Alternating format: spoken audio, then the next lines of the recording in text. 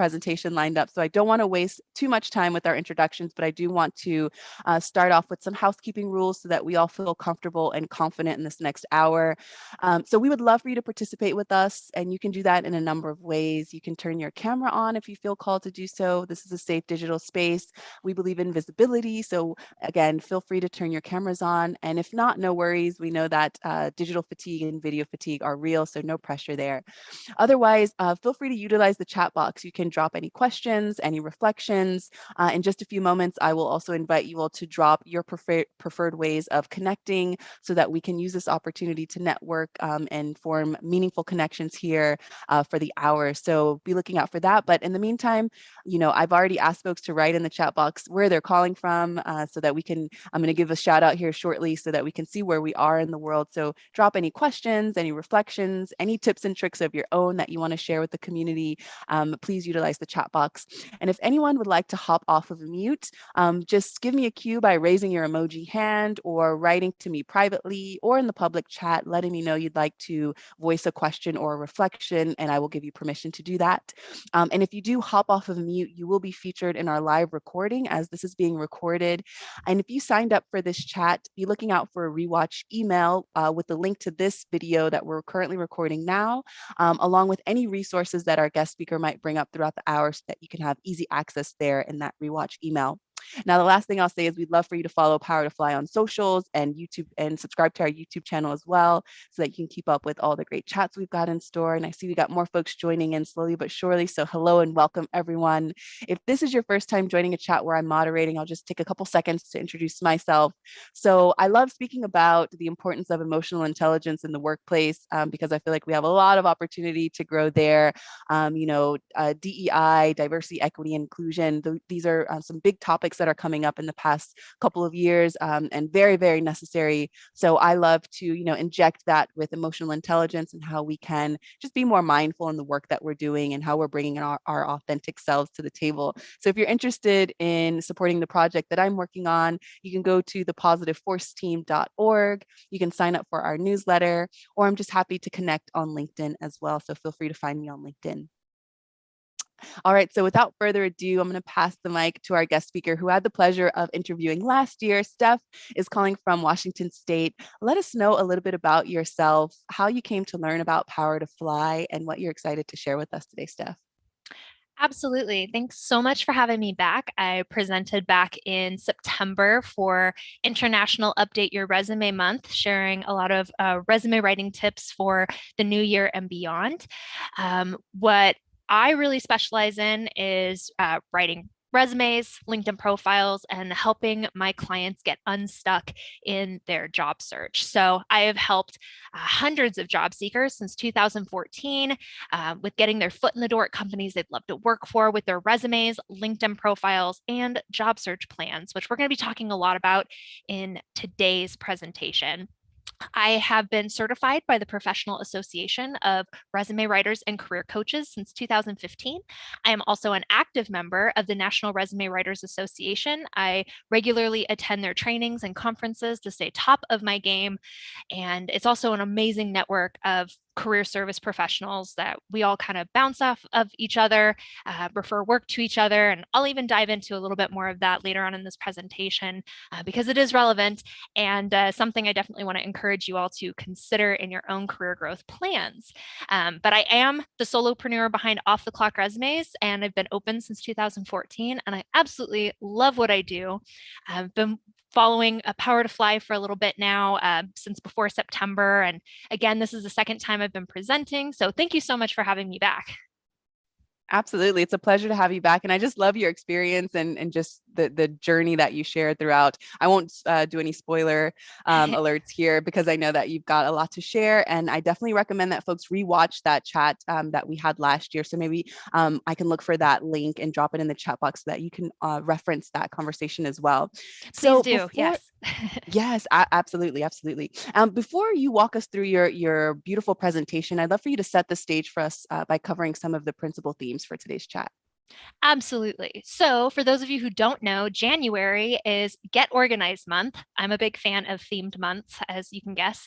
And I think it's a great time to really get organized, not just in our personal lives, but also our professional lives. And so, I've really wanted to focus today's presentation on number one, why your resume alone isn't enough to attract the career boosting opportunities that you're pursuing. We're going to talk about different types of career boosting opportunities. We're not just going to be talking about job search today. So hopefully you'll be able to get some ideas ruminating about, what the next step is going to be for you in 2022. We're also going to talk about the 5 habits that you must develop to grow in your career. And these are habits that are often overlooked, but really easy to integrate into your day to day, week to week. And I'm going to try to break it down, make it super easy for you to implement in your own career path. I'm all about actionable. So we're also going to be talking about the 3 A's to crafting a plan that takes up less of your valuable time than applying for jobs online when it is time for you to start building a plan of your own for new opportunities. Great. Thank you so much for that, Steph. And actually, a little blooper here. Paloma, we need you to start recording live. I forgot to prompt you for that from the beginning. There we are. So now we're here, we're live. I'm sure that all of you who use Zoom, you're figuring out that things are kind of shaky these couple of weeks. So we're just going through that. Thank you for your patience. All right, Steph. So thank you so much for walking us through here and setting the stage. So let's jump right into your presentation, shall we? Sounds great. And we're going to go for the keys that are like the nice. Yes, I'm all about the finger pistols when it comes to next slides, please. All right, great. Let's go for it. Here we are.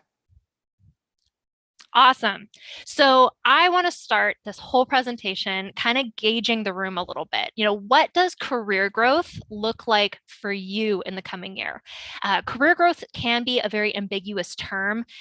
Sometimes it's linked automatically to just a promotion, or you want a new job, or make a career change. But there are different types of career growth. Maybe career growth for you is finding leadership opportunities, either on a committee or even a board of directors, or if you're at that stage in your career already.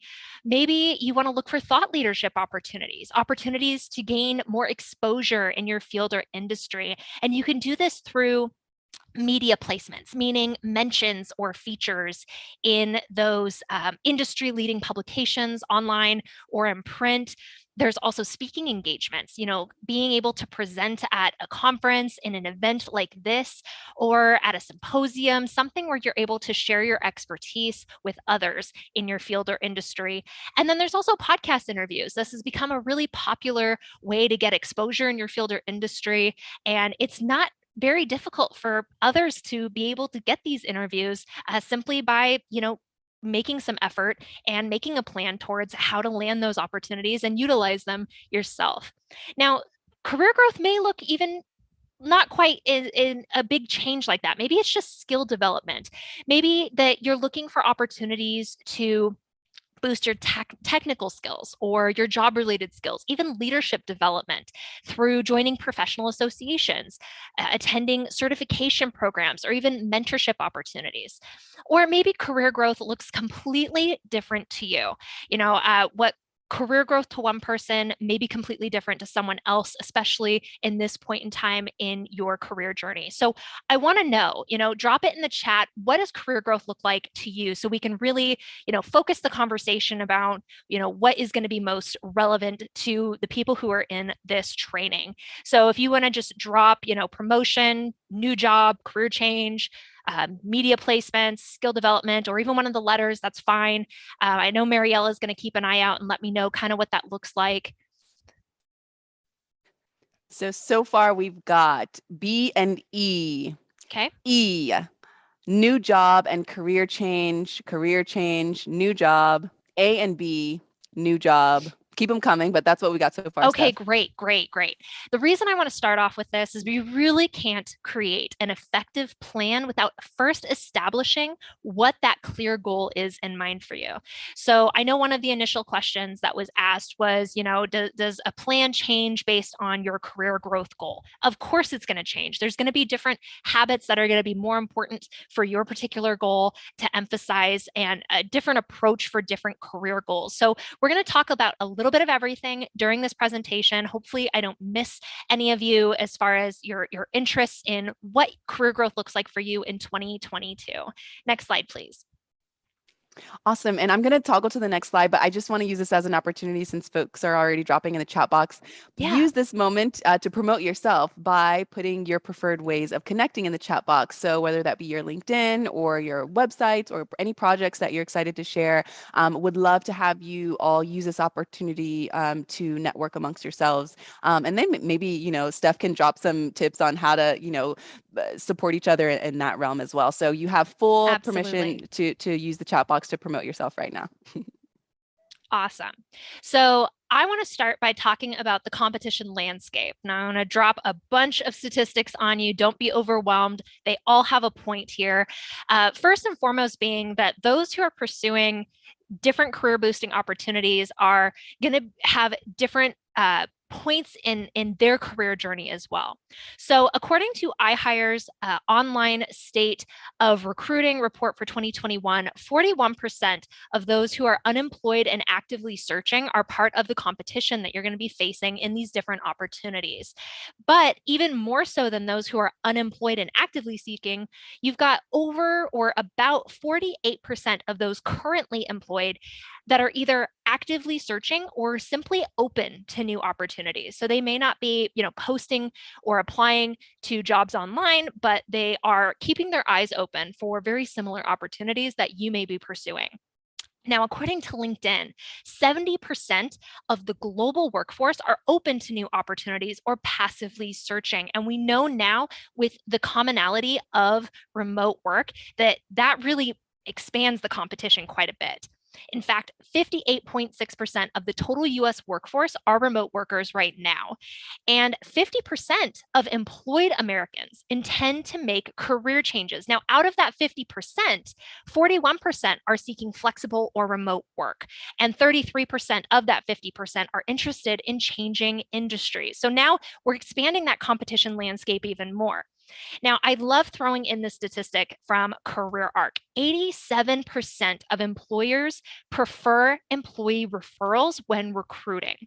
So what does this mean? You're not just competing against those who are unemployed and looking for work. Your competition also includes those who are currently employed, those around the country and around the world, career changers, and those with inside contacts. So you're not just competing for opportunities against those in your general location, in your particular field. The competition has really, really expanded. Next slide, please. All right, so this is why your resume alone isn't enough to land you these career boosting opportunities that you're looking for. Now, this is according to iHire's 2021 State of Online Recruiting Survey. 90.6% of job seekers are relying on online job applications, meaning job boards like Indeed or ZipRecruiter, company websites, other sort of online applications. Now, 48.8% are really frustrated because they're applying and they're not hearing back from employers. And 53.8% are concerned about standing out from other applicants in competitive job markets. Now, that kind of makes sense if you think about it. If we're that concerned about standing out, well, think about it. We're doing what everybody else is doing. 90.6% are relying on online job applications. So it's going to be really difficult to stand out when you're doing what everybody else is doing. And this is where having career growth habits in place will help you stand out and get ahead in achieving your career goals. Next slide, please. All right, we're going to dive right in. These are the 5 habits that you must develop to grow in your career. So I'm going to hit you with a lot of information. We're going to break these down one by one. We're going to start with networking. So to expand your reach through networking is the first habit that you must develop. This is almost a non-negotiable anymore. And there's different forms of networking. I know networking can tend to be a very overwhelming or time-consuming type of an activity, or at least it seems like it is, but it doesn't have to be. So there's different types of networking. There's regional and local networking, which may look like joining and getting involved in professional associations or attending job fairs, getting involved in job clubs and meetups. Now, I always like to start with professional associations because my own personal experience with professional associations was career changing for me. So I joined the Professional Association of Resume Writers and Career Coaches in order to get certified. So I went through the certification program, got certified, and I really didn't do more activity within the group beyond that. They weren't at the time as active. They're definitely getting a little bit more proactive in what they offer their members, but at the time it wasn't much. And then a few years later, someone invited me to the NRWA's conference. And I never had heard about this organization, the National Resume Writers Association. And I looked into the conference. I'm like, yeah, this is a great idea. I'd love to learn more and maybe meet other resume writers. After all, I work remotely and I don't really have coworkers. It might be nice to meet other people who do what I do. Now, I remember telling my husband this, and he goes, "You want to go hang out with your competition? That sounds really uncomfortable. Why would you want to do that?" But what was really eye-opening is, yes, they're my competition, but they're also my colleagues. They're like my coworkers. And what that organization offered members was so incredible. I mean, we've got a Facebook group that we're constantly in, sharing struggles, asking questions about how to better handle clients or business struggles. There's training opportunities all throughout the year, as well as their annual conference. And we've actually referred work to each other. So we don't really look at each other as competition. It's more of those colleagues, that network of support that I didn't have before. So I really encourage everyone to look into trade and professional associations in your field or industry because they can be an amazing resource that are totally worth the membership fees. Not all of them charge membership fees. Some of them are pretty affordable. Some of them are a little hefty, but it's totally worth it if they offer so many amazing resources to their members. So that's my little pitch for professional associations. Great opportunity for networking there. There's also job fairs. Job fairs are great for really specialized fields, those who are entry level, those who are changing careers, because those who are involved from the employer side in career fairs are there to hire for specific roles. So, for example, there's a website I'm familiar with that does a virtual job fair every month, specifically for women in tech. And they are specifically involving companies and company representatives who are hiring for specific technical roles. So it's a very good opportunity for those to get involved and get in front of hiring decision makers at these companies very quickly in a very specific forum. Job clubs and meetups are also really helpful for local networking. These are smaller networking groups that can be virtual or in person, and they offer a lot of personalized support.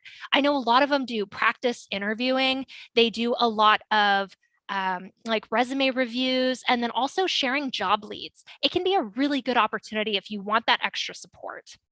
Now, there's also networking online. And before I deep dive into LinkedIn, because I am a huge advocate of LinkedIn, I don't want to overlook Facebook groups. Facebook groups can be very niche down to your location, your specific field or industry. And many of them are run by career services professionals who are helping job seekers by providing tips and live chats where they, give resume reviews or feedback or trainings. And it can be a really good environment for not only support, but education as well. So it's a great way to network within those groups as well. And then, like I said, LinkedIn. LinkedIn can be a one-stop shop for all of your job search and even career growth needs. I'll go into more detail throughout this workshop, but I absolutely love LinkedIn. And networking on LinkedIn doesn't have to be super formal. In fact, just contributing to and starting conversations in your newsfeed, meaning leaving comments on posts in your newsfeed, that is a form of networking. So it doesn't have to be uncomfortable or time consuming. It can take a few minutes a day. There's also using LinkedIn to really Grow your network strategically, figuring out who you need to connect with in order to get closer to your career goals. Using LinkedIn to reach out and interact with them, build a relationship. Really try to transform that business contact into what I call a professional friendship. So it doesn't feel stuffy, it doesn't feel uncomfortable. Networking doesn't need to feel that way. It can feel like developing professional friendships. And then using that friendship to schedule informational interviews where you go in and you ask questions about the opportunities that you're pursuing. You're not saying, hey, I'm looking for this opportunity, can you help? But you're asking questions about challenges, about gaps, things that you can help resolve or fill in their needs specifically. This can be a really great use of LinkedIn. And then there's also obviously using LinkedIn to search for and interact with employers like recruiters and other industry leaders. LinkedIn is a fantastic tool. And how you turn networking into a habit is just by spending 5 to 10 minutes a day, just a few days a week. Doesn't even have to be every day. And how you do this is you just set an alarm on your phone to spend 10 minutes engaging on LinkedIn or 10 minutes growing your network. And if an alarm doesn't do it for you, I'm the type, I use a to-do app, setting a repeating item on your to-do app so that it's constantly refreshing. I need to do this today. I need to do this today. And creating that habit for you. I don't know about you. Both my husband and I tend to get lost in Instagram reels and TikTok videos. I mean, if we just spent 10 minutes of that time on LinkedIn, it would make such a huge difference in our career goal pursuits versus wasting it on, entertainment like that. Don't get me wrong, it's fun, but I mean, that's the time it takes to make that much of a difference in your career growth plan. All right, let's talk about personal branding. Number 2 is boost your credibility through personal branding. This is a term that also tends to be a little ambiguous, where, we've heard of it, we just don't really understand what it is. Well, this is one of my favorite definitions of personal branding that I've ever found.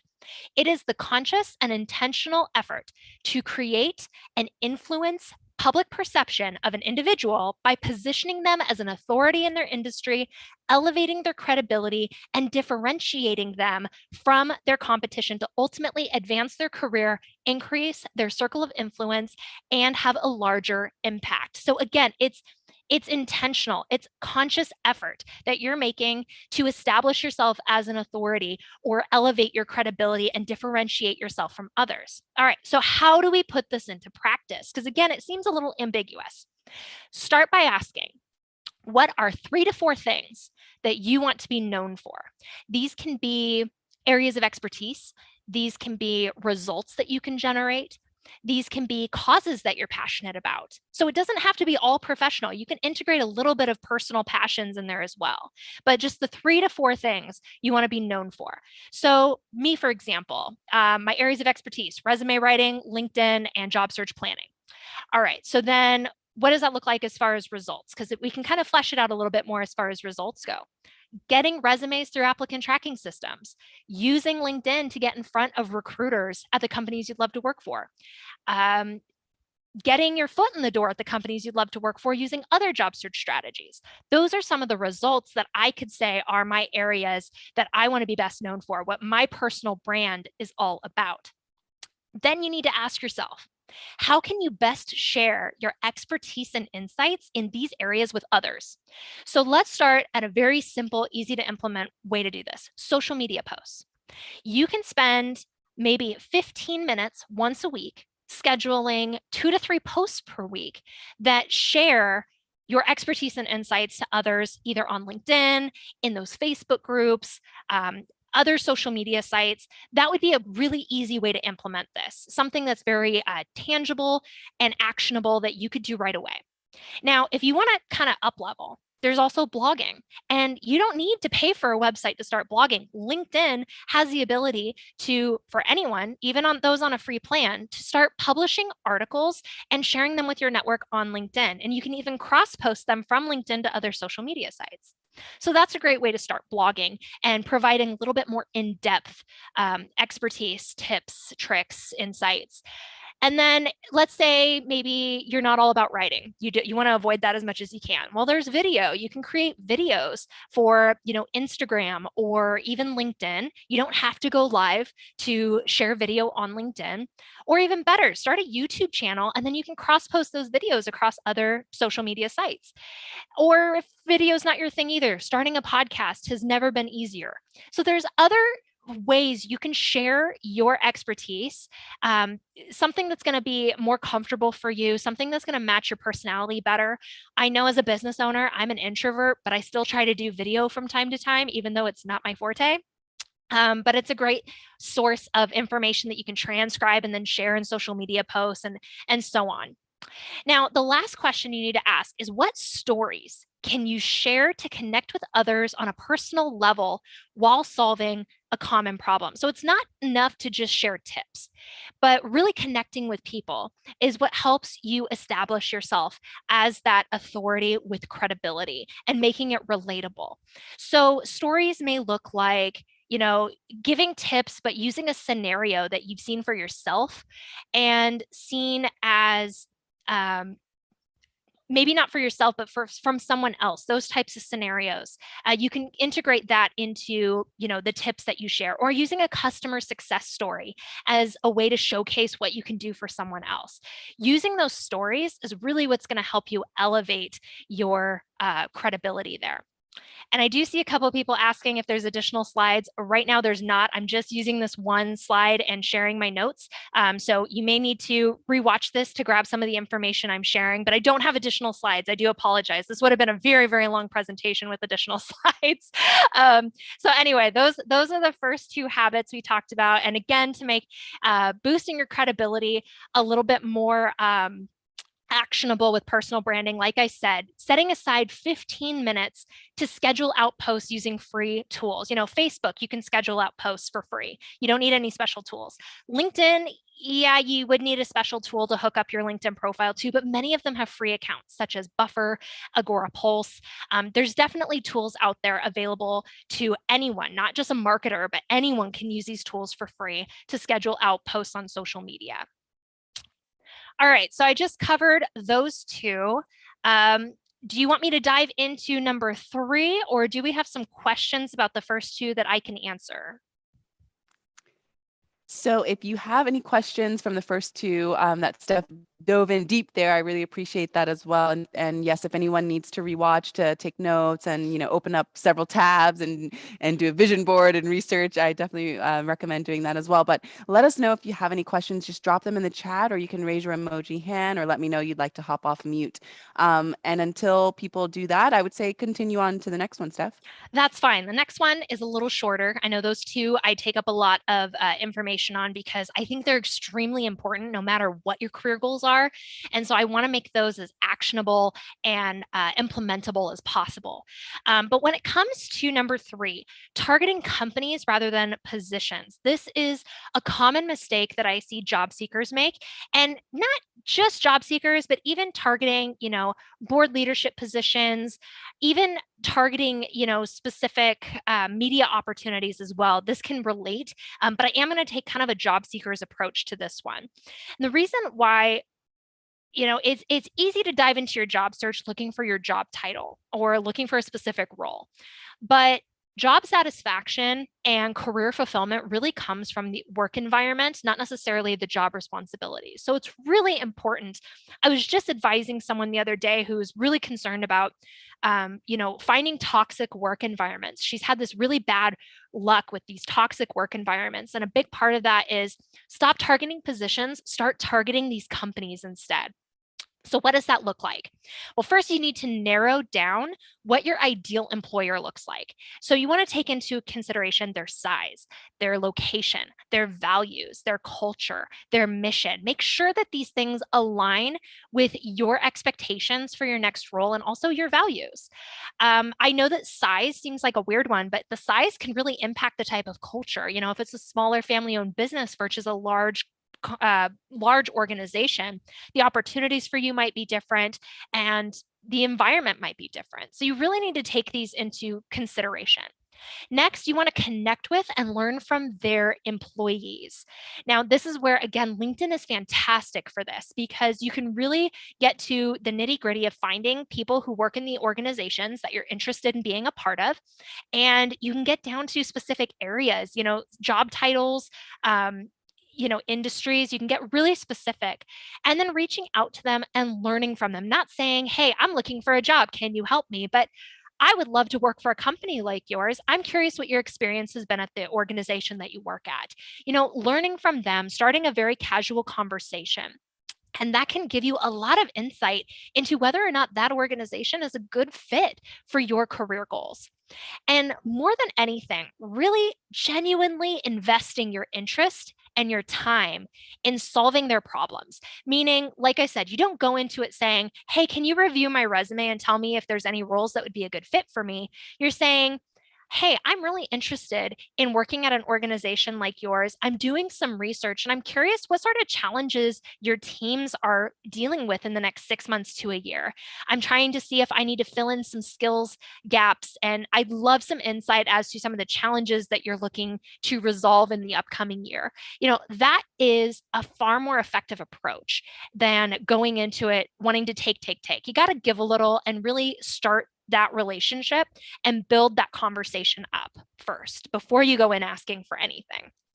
And again, this doesn't need to take a lot of time to create this as a habit. Just taking 5 to 10 minutes a day, a few days a week, doesn't need to be every day, but getting really specific on who you need to connect with. What are some conversations you want to start? You're not going to hear back from everybody. So you can't just start with 5. And then if nobody gets back to you, say, well, this isn't going to work for me.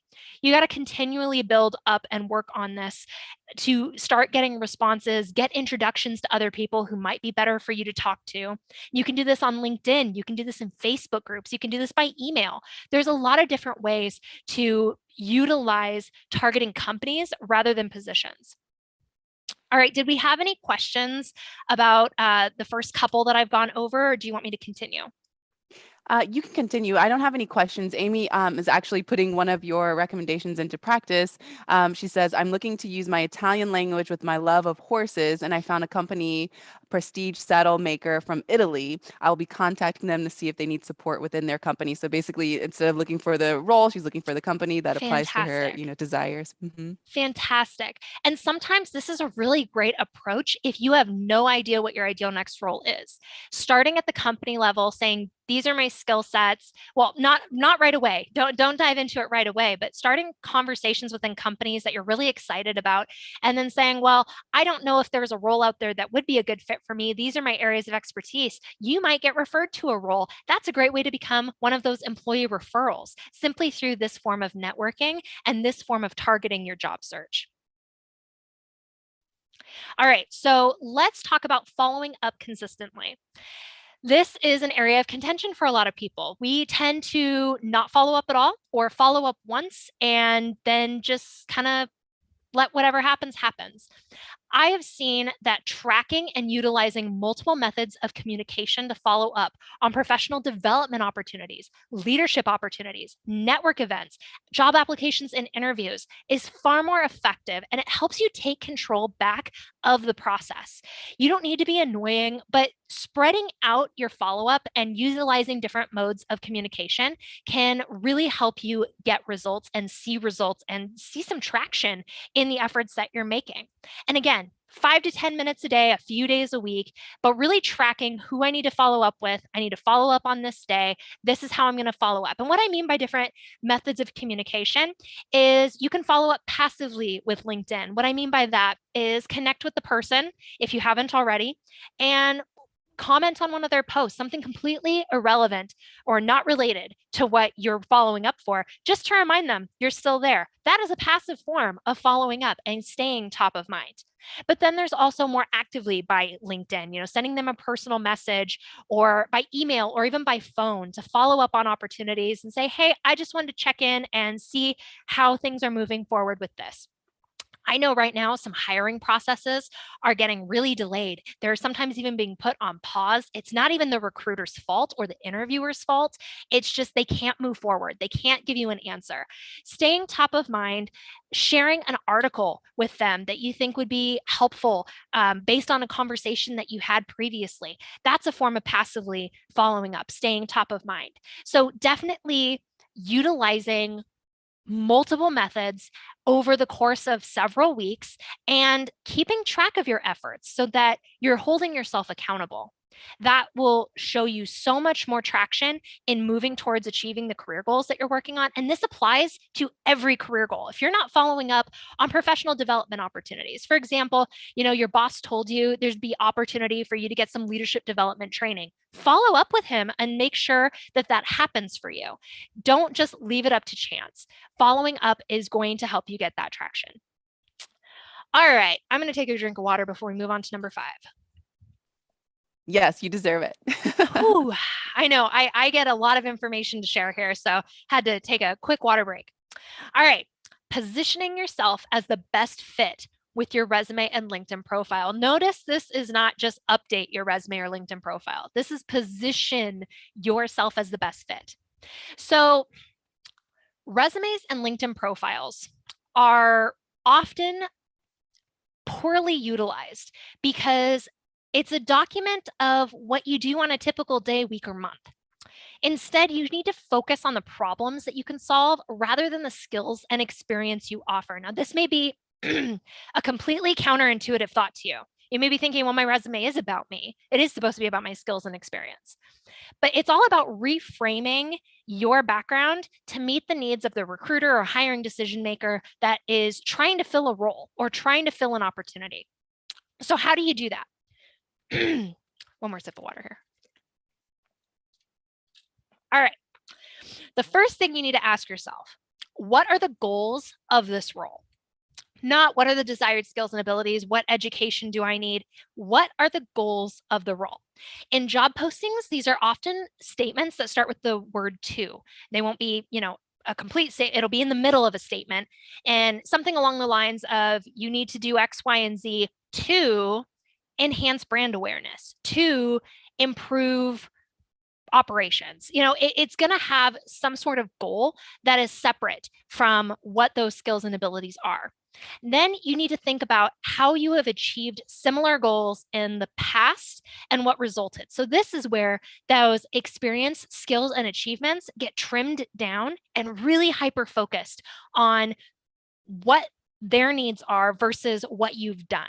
It's changing your perception from what I bring to the table to what do you need me to bring to the table, and getting really tailored and really targeted with the information that you're sharing, both in your resume and your LinkedIn profile, based on the goals that you need to be able to meet or exceed in that role. And then lastly, what terms or phrases will be used to find someone like you? So this is keyword optimization. You've heard about needing keywords to get through applicant tracking systems with your resume. Well, think in the terms of search terms on LinkedIn. What search terms would someone be using to find someone like you based on the career goals that you have, and then integrating those words into your LinkedIn profile all throughout, not just your skills section, but all throughout. And same with your resume. And the job postings will really make it crystal clear what those keywords are. Now, I also want to kind of bust a myth about keywords. The keywords that are being used to search for, sort through, and filter through applicants are not going to be long lists of keywords. They're maybe going to be 4 to 6 keywords. You don't need to fill your resume with 20, 50 plus keywords to try to get through applicant tracking systems, because that's not how they're used. So again, that's a common misconception. Don't get so wrapped up with these keywords, but you want to look for the ones that relate the most to the skills and abilities that you need to have, the areas of expertise you need to have, and make sure that those are integrated throughout your resume, in a skills section, in your experience section, throughout, in a very natural way. So it doesn't come across like you're trying to copy and paste the job posting into your resume or profile. So that is how you're going to best position yourself for these opportunities with your resume or LinkedIn profile. It's not about positioning yourself for the jobs that you've had, but for the job or the opportunity that you want. It's a different way to look at it, but you're going to see much better results when you start changing your perspective of how you update and revise your resume and LinkedIn profile. Great. Thank you so much for that thorough presentation just for this one slide here. And I'm curious to know from our live audience, out of these 5 habits, which one needs most love in your personal experience? So like which one do you need to try to like show more, give more energy to? So is it number 1, number 2, 3, 4, or 5? Just drop that in the chat box. I'd just love to see where we are here with our live audience. I know that I think I would say, because I love your perspective of it's not just like if you need a job now. It's like continuing the process because we all want to grow in our career. So just like staying on top of that. I would say maybe 4 for me, following up consistently. I feel like sometimes it's like, okay, once you're in a place where you got your hands in a bunch of different buckets, like you don't need to follow up consistently with other folks, but maybe that's like my area where I need to show more love. So it Oh, looks like it's we've got, hard. yeah. It's so hard. And we often get to a place, I think, I think what I see the most often is we achieve our career goals and then we stop everything and we stop following up, we stop maintenance. There's always maintenance that needs to happen once you've achieved those career goals, because career goals are constantly shifting and changing. So we need to constantly be networking, constantly be branding, constantly be following up. And it's hard because once we've got that new job, we got that job offer, everything stops, everything halts, and we forget that maintenance that needs to happen. And that's where these need to become habits, not just things that you do to find a new job or to land a leadership position, but these are things that you need to be developing over time.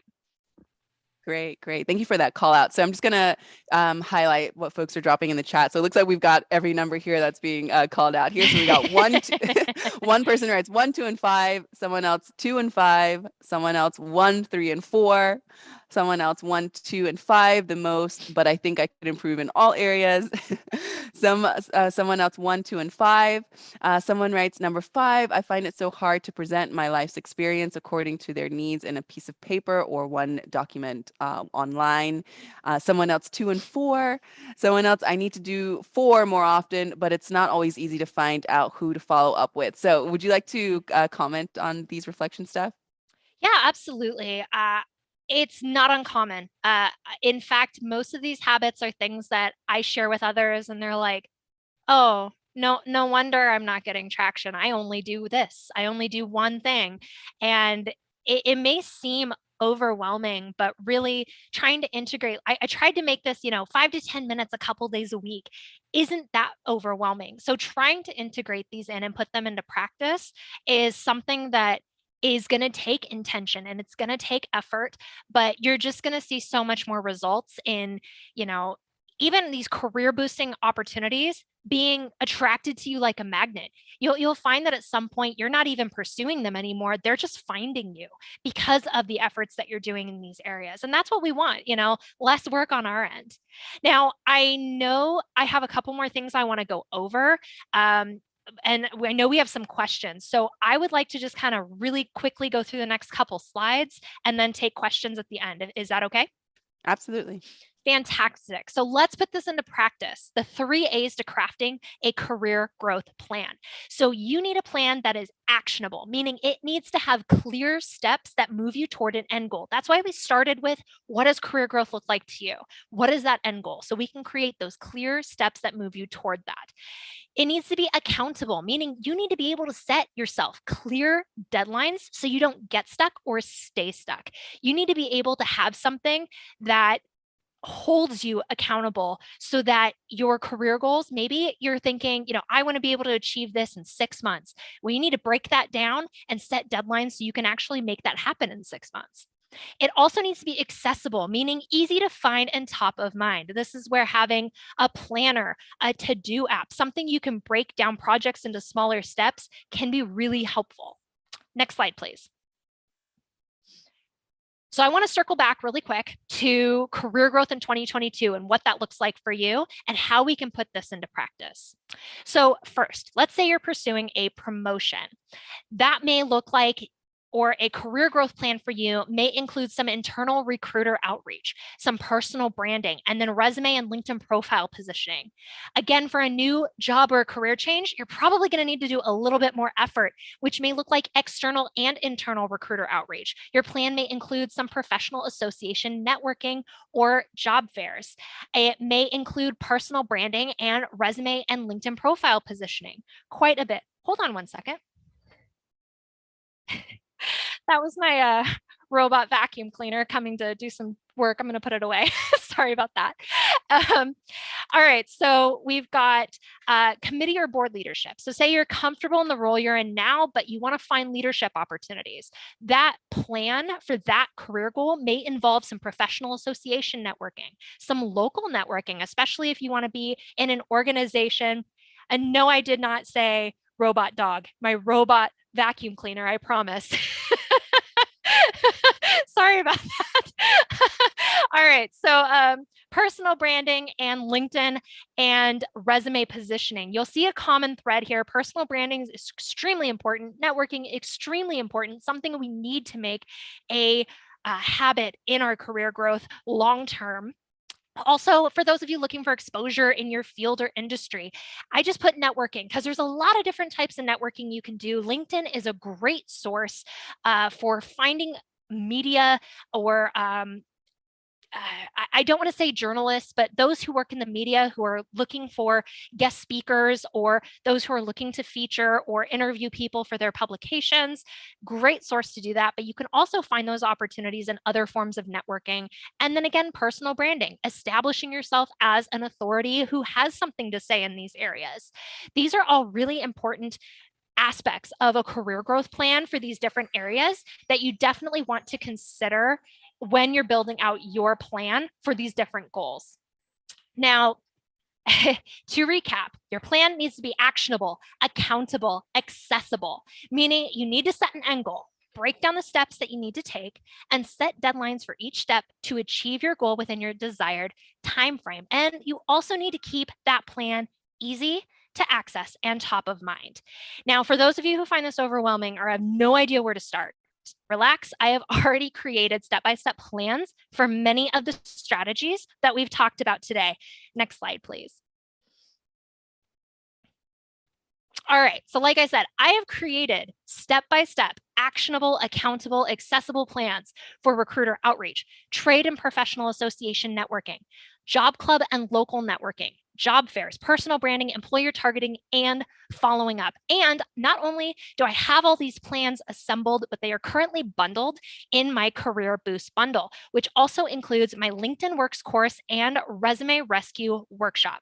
So the LinkedIn Works course is a self-paced course simplifying all of these job search strategies into a 3-part framework to get in front of recruiters and companies you'd love to work for using LinkedIn for less than 20 minutes a day. Remember all of those things I broke down to 5 to 10 minutes a day?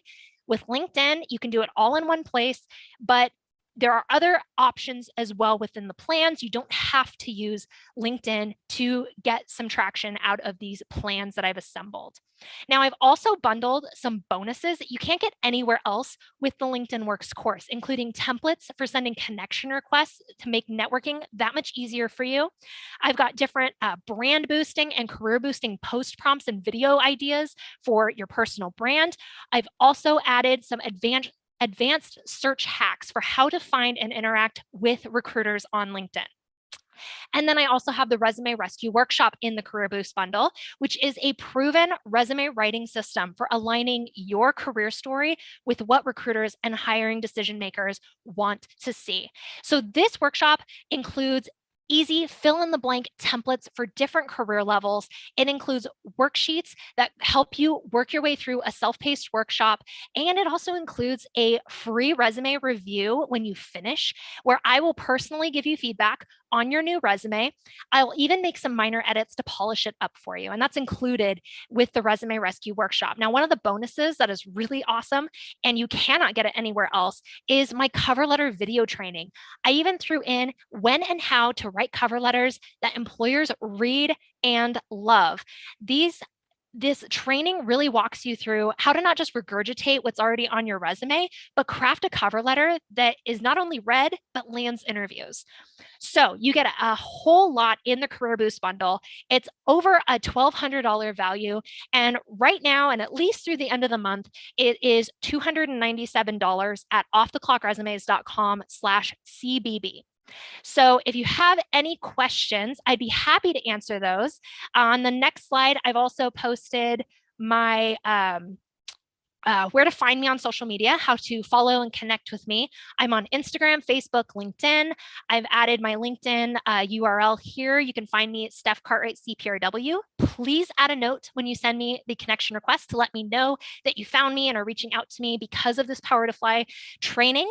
And I'm also on Instagram a couple days a week, posting to my stories, sharing some additional tips and also some client projects that I'm working on. Happy to answer additional questions now.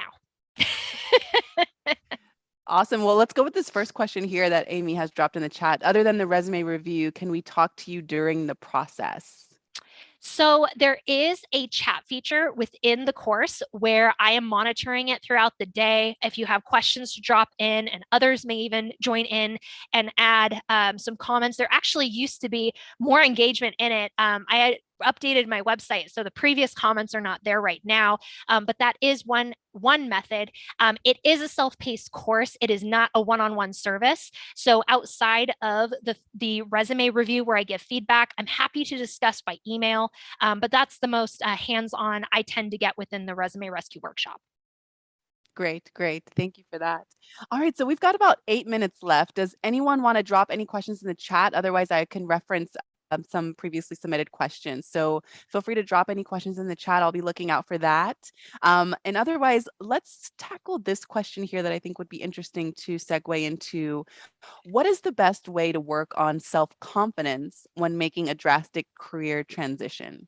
Yeah, I know you sent me this question in advance, and I've been giving it a lot of thought because I lean towards two things. One, giving your resume an update where you're able to really reflect on the things that you bring to the table has an amazing confidence boosting element to it. I've actually heard from my own clients that their resume boosted their confidence in ways they never imagined. So I'm not saying you have to work with a professional, but really taking the time to reflect on what you've done, and more than that, what you've been able to achieve, what you've been able to contribute to and accomplish in the teams that you've been on, can really help boost your confidence, even when you're changing careers, because often the challenge is transferring those skills and achievements and making them relevant for something new. And that can be really helpful. Another thing, I'm a huge advocate of career coaching. Career coaching can make such a huge difference. Now, I'm personally not a coach, but I have partnered with some amazing coaches that really do some deep work. And a lot of that lack of confidence comes from things you don't even realize, and things that really are holding you back in ways they don't need to. And just having someone talk through those with you can really, really help. Great. Let's move on to this next question here. How do you handle companies that will give you an initial interview? Sorry, let me go back. How do you handle companies that will give you an initial interview, tell you that you'll do a second interview soon, and then ghost you? Getting to the first interview can be time consuming as is, but waiting months for a second and not getting replies back from emails can be frustrating. My first thought is, how are you following up? Were you able to, connect with the interviewer yourself, on LinkedIn? Have you passively been engaging with their content on LinkedIn or sharing information with them without being, annoying? But then here, let's get realistic. There are things happening behind the scenes in hiring processes that are completely out of your control, out of their control, and it's not their fault often. I was actually just reading something about interviewing, and it had to do with how you present yourself, but also keeping in mind you just don't know what's happening behind the scenes. So I know that's not incredibly helpful. I think if the problem is you, It's because you're not articulating your value clear enough, and maybe some interview coaching can help you either seal the deal or get that next interview. But if it is something going on behind the scenes, the best you can do is follow up, keep sharing your interest in the company, and just being as patient as you can be, because it could be something from someone higher up that they have absolutely no control over. Yeah, and I've been in that position before too. It's like, hey, haven't heard from you, friendly reminder, still looking, to receive some email back to back to back and still nothing. And then come to find out that they have no idea what's going on. So that's why they didn't reach out to me. And it's like, okay, well, maybe this was a sign. I even had an interview and they completely disappeared on me. And it turns out like that person quit and no one knew I was even in the pipeline. Like they didn't even know I was waiting for a response. And so I had someone in the company, I was a referral. So I had someone to say, hey, I haven't heard anything back. And they were able to ask around. They found out, yeah, that person quit and nobody picked up where they left off. So you just never know what's happening behind the scenes. Absolutely. All right, I'd love to tackle this question here. I'm transitioning from being a small business owner, self-employed, businesses in 3 industries, to working a corporate job. In my current role, I wear many hats and am finding it downright paralyzing to focus on one area for my job search. Will I come across as uncertain if I apply for several different positions at a single company? Yes and no. Um, I think if you can articulate what your ideal next role is, if you can at least narrow that down for 1 or 2 resumes. So, let's say you're really good in customer service and you're also really good in training and development. I'm just throwing things out there. And you have a really solid resume for customer service and a completely different looking solid resume for training and development, that's fine. But if you're sending the same resume to 4 or 5, 6 different roles in the same company without doing the effort of networking within that company, getting a contact, becoming an employee referral, asking questions about the different teams to figure out what would be the best fit for you, you're just not going to see any traction. It is going to come across you have absolutely no idea what you bring to the table. And I love that question because I feel like that person is not in the boat alone. I feel like there are many Mhm. people who are looking to pivot. And I find that a lot of transferable skills, I mean, across the board, we just have to learn how to speak about that, right? To your point, like focus in so that we can learn how to, not, I don't want to say sell ourselves, but like promote ourselves essentially and be It's true. confident in that. It's Mm-hmm. very true. If you come across as you're trying to be everything to everyone, you're never going to appear to be the right fit for anyone. So you've really got to narrow down what that ideal next role is for you. And I know a lot of people look at it as, well, that's limiting my options. It's really not. It's helping you move into the next step faster. Absolutely. I love this. So you have dropped a lot of knowledge. I definitely recommend folks to rewatch this video and take notes and reach out to Steph as well. I know we had some Mhm. questions about if you do one-on-one consultations. So can you just leave us with some food for thought? We've got about 2 minutes left, and then remind people how they can connect with you to learn more. Yeah, absolutely. I guess the real pinnacle of the whole conversation is these are habits that you don't just hit it and quit it. You've really got to develop these and make them become habits, something that becomes a part of your week to week, your month to month. Because, like I said, you just never know when an opportunity you didn't even know you were looking for is going to land in your plate. So, as far as getting in touch with me, again, I'm on Instagram, LinkedIn, Facebook. I tend to reach out to people on Instagram a little bit more. LinkedIn, I'm pretty backed up with connection requests, so if it takes me a little bit to get to you, please don't think I'm ignoring you. I'm just a little backed up with LinkedIn. But I am more than happy to answer questions and direct you towards some additional help I can offer.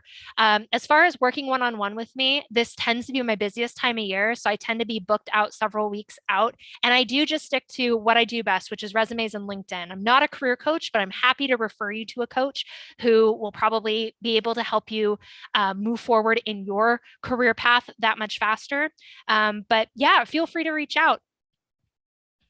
I love that. Well, congratulations to you. It's so nice to hear about your career journey and just how enthusiastic you are about the work that you do. So, thank Thank you you. so much, Steph, for sharing time with us. Thank you, everyone who's joined us live. And if you're rewatching this, thank you and good luck to everyone. I hope that you were able to catch some nuggets out of all of this juicy information. And again, feel free to reach out to Steph if you want to follow up with her.